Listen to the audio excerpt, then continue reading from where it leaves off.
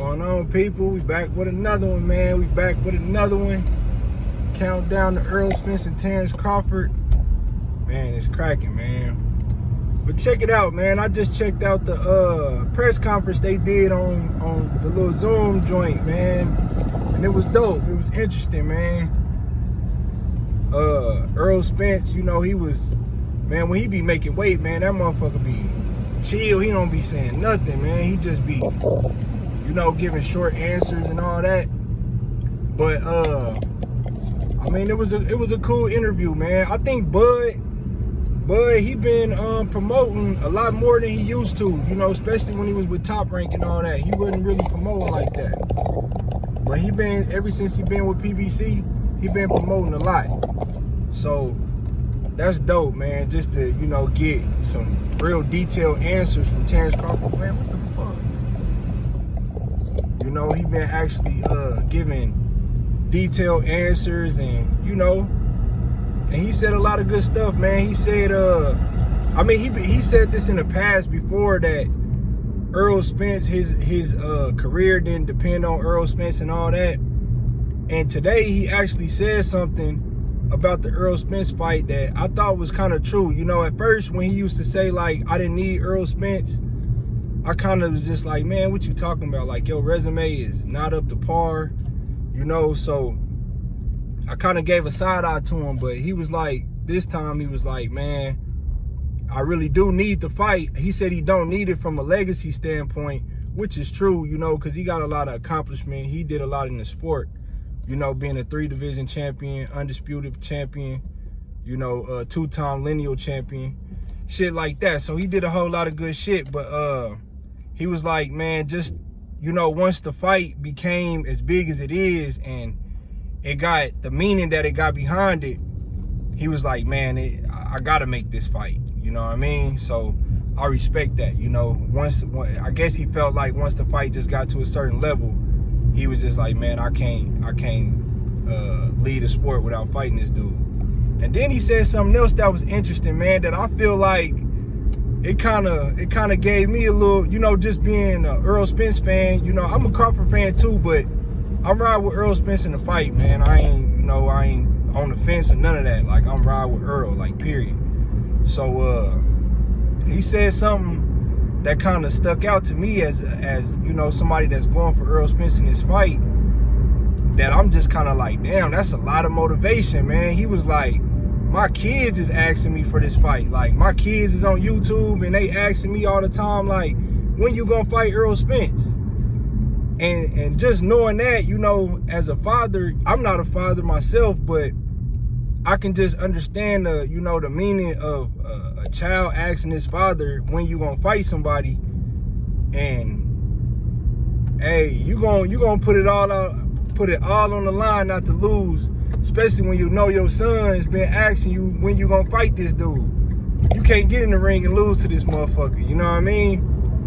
So that's how I see it, man. But man, Errol Spence, man, he did something else in the interview that it kind of took me back, man. Like, he really pushing for Frank Martin to fight Shakur Stevenson.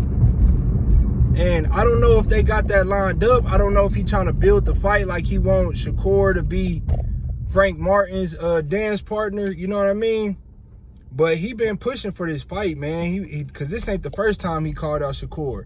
Like when Keyshawn and Frank Martin was going at it, Errol Spence jumped in and was like, nah, man, we want the other dude. Like, you ain't there yet. Like, you know, Keyshawn only having about maybe 10 fights.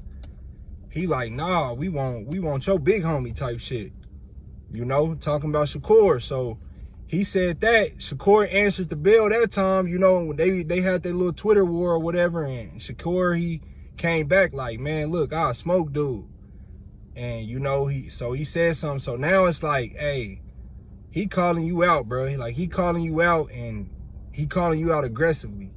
So Shakur, he doing all that with Devin and going back and forth with Devin, knowing damn well you not about to get that fight.